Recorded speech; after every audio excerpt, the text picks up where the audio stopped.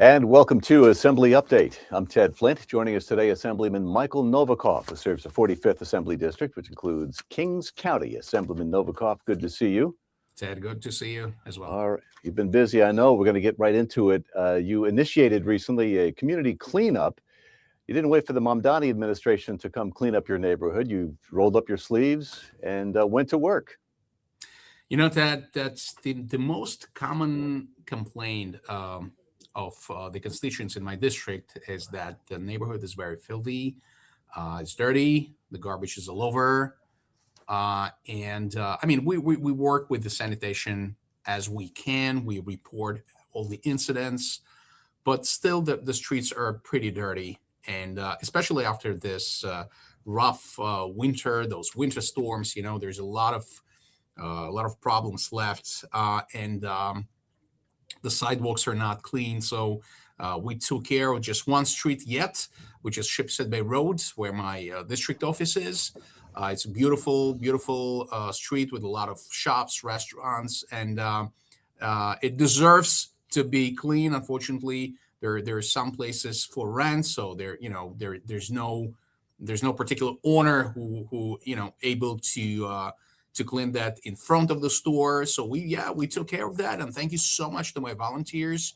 Some people came out on a Sunday morning to clean the neighborhood, and I'm very, very thankful to these people. We did an amazing job, and it was fun. It wasn't easy, but it was fun because Sure. it was so many of us. And we in the being an assemblyman, you don't see the results of your job quickly, right? So some things need time so you can see the results. And cleaning the street, you see results immediately. That's right. That's one of the benefits. Which is great. Yeah, you see the results right there, like right. And people were thanking us, and that was amazing. We have new volunteers now who had no idea there will be a cleanup event. So now we have more people, and we're planning to do another cleanup event in about a month. Maybe we'll do it every month. And some people were commenting on my Facebook page. They're saying, "Hey, Michael, why should you do that? Leave this to the mayor. Leave this to Mamdani." Well, hey, listen, if Mamdani is not able to manage, the sanitation issues in the city, then we will take it into our own hands, because we don't want to live in dirt. That's it is what it is. What was the lag, you think, from the Mamdani administration? Have they contacted you, or what was the holdup? What was the delay? No, it's just the way they operate. Oh. They think it's normal. They think living in a dirty city, it's just pretty normal. That's it. So and by the way, when we listen, I don't want to blame the sanitation. They're doing what they can. I believe there could be some mismanagement, but they're saying that, hey guys, your neighborhood is not that bad, so you're lucky. You're being taken care of much better than other parts of the city. So, but we're not satisfied with that. Well, it's the greatest city in the world. It's the greatest city in the world, right? Right now, today's one of the dirtiest cities in the world. I had for my 50th birthday, I have my sister came from Paris, my mom came from Moscow, and they were like, "Oh my God, New York is dirty. It is dirty." Right? And so we can do much better. We can do much better. Very good. Let's talk about a recent pro-Palestinian protest in the district. Certainly you've had a few of those. This one targeting the mini circuits, and that company works with Israeli companies. I mean, I think it's obvious what's going on here, Michael. Is there something else we should know about this? So nothing new. It's a third time they're coming, the pro-Palestinians, and I would say not as much as pro-Palestinians as anti-Israel and anti-Semitic agitators come to my district to intimidate the business, a lawful business, which they do nothing wrong. It's a electronic company. They do components for various devices, and they send it to Israel. They work with Israeli companies that use them in appliances. Mhm. And for some reason, they thought that it's being used for the army, which again, even if it's being used for the Israeli army, for the IDF, nothing is wrong with that. It's absolutely legal. Yeah. However, they it's a third time that they decide to come and protest in front of that legitimate business Yeah. called mini circuits. And we don't want them here. It just, I mean, some people say that, hey, maybe it's better just to ignore them, which, maybe. And maybe just putting a billboard there that we don't care. But, but yeah, but it's a Jewish neighborhood, and we don't want these people Right. here. We don't want to see them. We don't support that. We're pro-Israel. Right. We're pro-American. We're pro-Jewish. And we don't, these people are not welcome in our neighborhoods. Was the protest peaceful? The Were they peaceful? protest was somewhat peaceful, and thanks to the NYPD Community Affairs 6-1 precinct for taking care of it. It was the meeting itself, the rally itself was peaceful.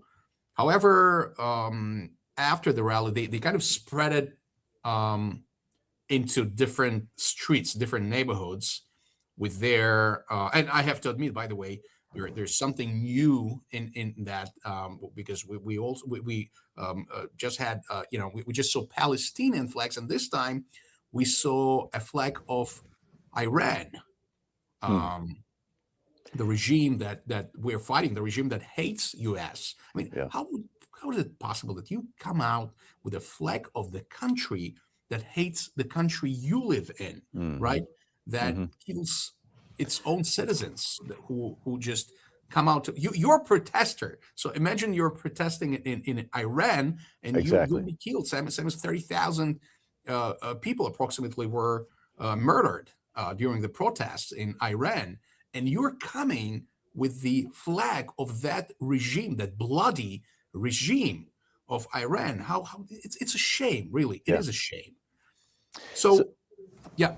I was going to ask you if this is, obviously, it doesn't sound like this protest was organic. Maybe it was organized, and so somebody's behind it.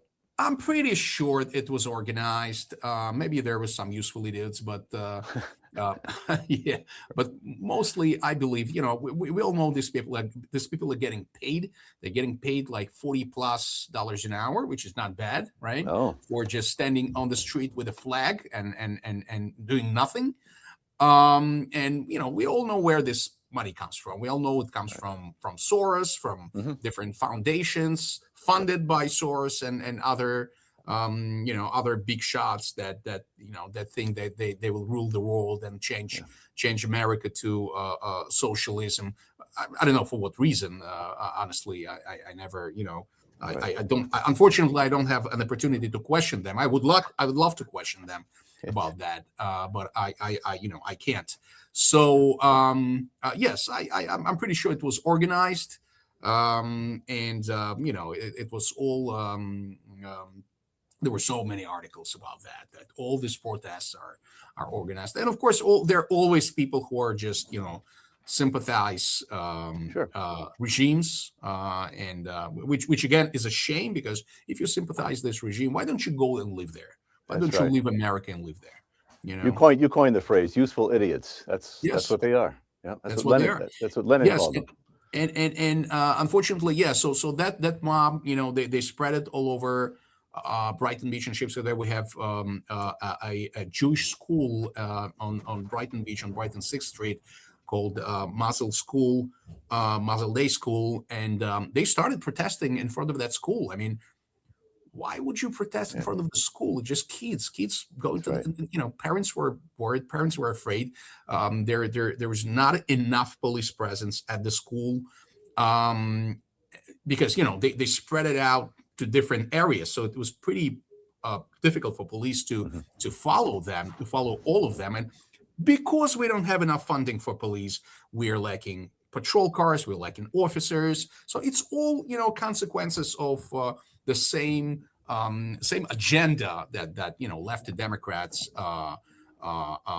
do in New York City. Defund the police. We need to Yep. fund the police, because in situations like that. And so, because I received a call from a constituent who was very, very upset, who was very worried about situation in front of the school, as much as the other parents. And I wrote a letter to both precincts 60 and 61. One is in my district, one is slightly outside of the district. Just a letter. We want an explanation. I mean, we want the precincts to try to explain to us, like, how to avoid this situation if it happens again. If the mob spreads out to other areas and starting, intimidating not just that planned protest that police knows about, but other places, and especially Jewish school or Jewish religious institutions. How can we control that? Thank God nothing bad happened, but we need to control that, and the NYPD officers need to control the situation to the end, to make sure that they will live, because they don't live in the neighborhood. Right. Yeah. These people do not live in our neighborhood. They just come from other places to intimidate our businesses, to intimidate our religious institutions, to intimidate our schools, and we don't want that. No, you can't have that. They're not welcome here. All right. That's going to be the final word with Assemblyman Michael Novikov. If you want to get in touch with the Assemblyman, you can do that by dialing him in Brooklyn at 718-743-4078. Assemblyman Novikov, we wish you the best as always. We'll talk to you next week. Thank you very much. All right. Thanks for joining us on this edition of Assembly Update. I'm Ted Flint.